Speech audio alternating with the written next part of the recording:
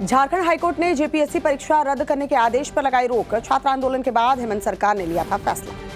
BJP प्रवक्ता प्रतुल शाहदेव ने कहा, झारखंड सरकार ने छात्रों को ठगा, कमजोर आदेश के चलते हाईकोर्ट से स्टे लगा। जेएमएम सांसद महुआ माझी ने कहा, हमें स्टे का अंदेशा था, अदालत के फैसले का सम्मान आगे भी होगा। छात्रों के प्रदर्शन के दौरान पुलिसिया कार्रवाई पर सुप्रीम कोर्ट ने बनाई हाई पावर कमेटी। पूर्व जज की अगुवाई में कमेटी काम करेगी। वंदे मातरम के सभी छंद गाने से इनकार करने पर कांग्रेस पर बरसे अमित शाह। कहा, कांग्रेस का फैसला देश विरोधी।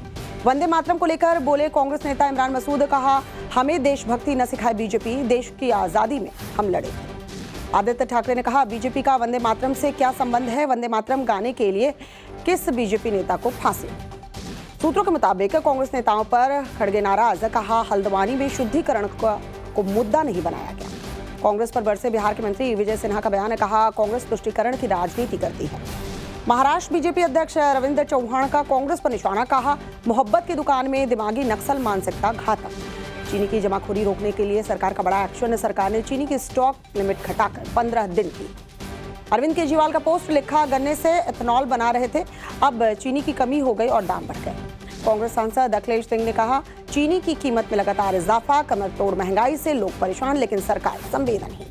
चीनी महंगी होने पर बिहार के कृषि मंत्री विजय सिन्हा का बेतुका बयान। कहा, अनाज की कीमत बढ़ने पर छाती क्यों पीटते हो? सीएम योगी ने समाज कल्याण विभाग की अहम बैठक की है। स्किल डेवलपमेंट मिशन प्रोग्राम को लेकर अधिकारियों के साथ समीक्षा की। कांग्रेस एमपी इमरान मसूद के दामाद शायान मसूद ने अखिलेश यादव से मुलाकात की है। सूत्रों के हवाले से खबर है, सपा ज्वाइन कर सकते हैं। यूपी के मंत्री और एसबी-एसपी सुप्रीमो ओपी राजभर ने अखिलेश यादव पर निशाना साधा। कहा, अखिलेश केवल अपराध की भाषा जानते हैं। नव भारत से बोले बीजेपी महासचिव हरीश द्विवेदी। कहा, सपा प्रमुख अखिलेश यादव कंफ्यूज नेता है। दिल्ली में चुनाव आयोग के दफ्तर पर कांग्रेस नेताओं का धरना। उत्तराखंड में एसआईआर प्रक्रिया में गड़बड़ी का आरोप लगाया। अकाली दल ने बीजेपी से गठबंधन के दिए संकेत। हरसिमरत कौर बादल ने कहा, पहले की तरह दिल्ली से विकास के काम पंजाब में होंगे। बिहार के सीएम सम्राट चौधरी ने शिक्षा विभाग के अधिकारियों के साथ बैठक की है। शिक्षा व्यवस्था की समीक्षा की है। पटना में कौशल विकास केंद्र के संचालकों के प्रदर्शन के चलते बीजेपी दफ्तर का गेट बंद करना पड़ा। पुलिस से झड़प हुई। बीजेपी ने कर्नाटक के मंत्री बी नागेंद्र के खिलाफ खोला मोर्चा। बेंगलुरु में प्रदर्शन कर इस्तीफे की मांग की है। मंडी में हिमाचल सरकार के खिलाफ एबीवीपी का प्रदर्शन देखने को मिला। सीएम का पुतला फूका। पुलिस और प्रदर्शनकारियों में झड़प देखने को मिली। लद्दाख में जम्मू कश्मीर हाईकोर्ट की बेंच बनेगी। मोदी कैबिनेट ने मंजूरी दी है। अमित शाह ने पोस्ट कर जानकारी दी। पीडीपी चीफ महबूबा मुफ्ती का बयान। कहा, हमें अमेरिका को गंभीरता से लेने की जरूरत नहीं।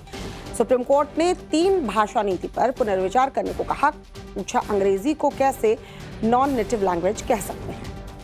शिलांग में केएसयू की रैली में हिंसा, गाड़ियों पर पत्थरबाजी, तोड़फोड़ की गई। बवाल में 3 साल के बच्चे समेत 7 लोग जख्मी बताए गए। शिलांग में हिंसा के बाद मेघालय में केंद्रीय बलों की 5 कंपनियों को तैनात करने की मंजूरी। बवाल के बाद फैसला लिया गया।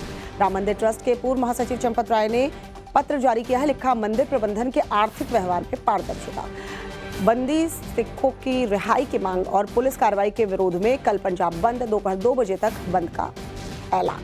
महोबा में जन अल्फा स्कूली बच्चों के आगे झुका महोबा प्रशासन। डीएमएसपी ने गांव पहुंचकर समस्याएं सुनी।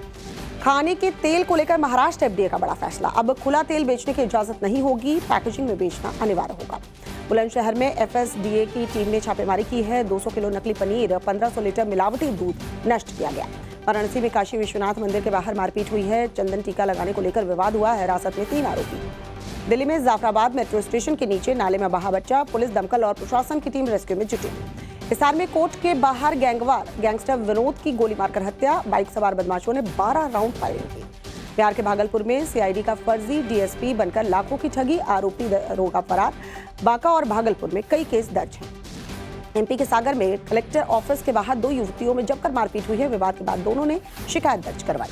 रायपुर में ब्लू वाटर खदान में डूबा युवक, गहरे पानी में तैरने की कोशिश करते वक्त हादसा हुआ। तलाश में जुटी एसडीआरएफ की टीम। मुंबई आरटीओ ने शुरू की ऑटो और टैक्सी ड्राइवरों की जांच। सरकारी आदेश के बाद मराठी भाषा का टेस्ट लिया गया। चमोली में खाई में गिरी गाड़ी, हादसे में सेना के एक जवान की जान गई है। पुलिस के रेस्क्यू ऑपरेशन के दौरान शव मिला। प्रयागराज में बारिश के कारण कई जगहों पर जलभराव देखने को मिल रहा है। रामबाग रेलवे स्टेशन पर पानी भरा है। रेल सेवाएं प्रभावित। यूपी के गोंडा में खतरे के निशान से ऊपर बह रही है नदी। बाढ़ प्रभावित इलाकों में घर छोड़ने को लोग मजबूर। आगरा के दौरे पर जापान का प्रतिनिधिमंडल। यामानाशी प्रांत के गवर्नर सहित 240 प्रतिनिधियों ने ताजमहल देखा। पाकिस्तान के भावलपुर में फिर तैयार हुआ जैश ए मोहम्मद का आतंकी ठिकाना। ऑपरेशन सिंदूर में तबाह हुआ था मरकज। बलूचिस्तान के पिशिन के सरनान थाने पर हथियारबंद लोगों का हमला, जोरदार धमाके से पूरा इलाका दहल उठा।